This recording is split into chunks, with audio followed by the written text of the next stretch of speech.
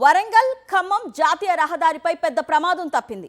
హన్మకొండ జిల్లా ఐనవోలు మండలంలోని పంతని గ్రామం వద్ద గ్రానైట్ లోడ్తో వెళ్తున్న లారీ ఎదురుగా వెళ్తున్న మరో లారీని వెనక నుంచి ఢీకొట్టింది. దీంతో పెద్ద బండరాళ్లు లారీ క్యాబిన్లోకి దూసుకొచ్చాయి. ఈ ప్రమాదంలో డ్రైవర్లు, క్లీనర్లు స్వల్ప గాయాలతో బయటపడ్డారు. ఆ సమయంలో ఇతర వాహనాల రాకపోకలు లేకపోవడంతో పెద్ద ప్రమాదం తప్పింది.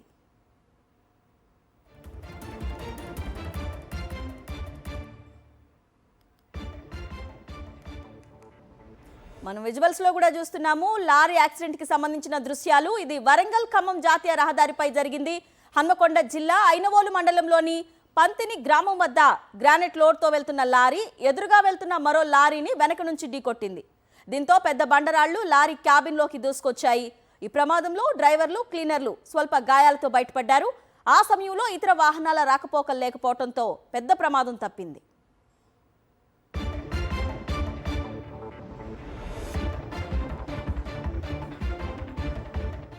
పంచాయతీ ఎన్నికలు ముగిసినా కూడా గ్రామాల్లో పార్టీల కార్యకర్తల మధ్య మాత్రం ఎన్నికల వేడి చల్లారటం లేదు. ఓటమిని జీర్ణించుకోలేక ప్రత్యర్థులపై దాడులకు తెగబడుతున్నారు. మహబూబ్నగర్ జిల్లా జడ్చర్ల మండలం గొల్లపల్లి గ్రామంలో తాజాగా గెలిచిన సర్పంచ్, మాజీ సర్పంచ్ వర్గీయుల మధ్య తీవ్రస్థాయిలో ఘర్షణ జరిగింది. పంచాయతీ 3వ దశ ఎన్నికల్లో బీజేపీ బలపరిచిన ఎడ్లకీర్తి గౌడ్ విజయం సాధించగా, అదే గ్రామానికి చెందిన మాజీ సర్పంచ్ రాజేశ్వర్ రెడ్డి మరోసారి పోటీ చేసి ఓడిపోయారు. ఓటమిని జీర్ణించుకోలేని రాజేశ్వర్ రెడ్డి వర్గీయులు నిన్న రాత్రి నూతన సర్పంచ్ కీర్తి గౌడ్ వర్గీయులతో గొడవకు దిగారు. ఇరు వర్గాల వారు పరస్పరం కొట్టుకున్నారు. దీంతో గ్రామంలో ఉద్రిక్త పరిస్థితి నెలకొంది. విషయం తెలుసుకున్న పోలీసులు ఘటనా స్థలికి వెళ్లి ఇరు వర్గాల వారిని చెదరగొట్టారు. పరస్పరం చేసుకున్న ఫిర్యాదులు చేసుకోవడంతో కేసులు నమోదు చేశారు. వరంగల్ జిల్లా నర్సంపేటలోని గిరిజన బాలుర కళాశాల గురుకులంలో సీనియర్, జూనియర్ విద్యార్థుల మధ్య ఘర్షణ జరిగింది.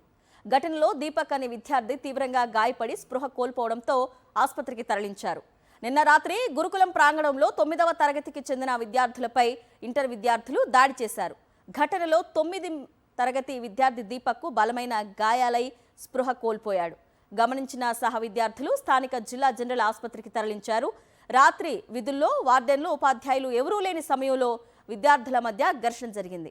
ఘటనపై గురుకులం అధ్యాపకులు పొంతనలేని సమాధానాలు చెప్తున్నారు. ఆసుపత్రిలో స్పృహలోకి వచ్చిన విద్యార్థి దీపక్ను తిరిగి గురుకులంకు తీసుకొచ్చిన వారు అర్ధరాత్రి 6 బయట చలిలో విద్యార్థులందరినీ కూర్చోబెట్టి రూల్ కాల్ నిర్వహించారు.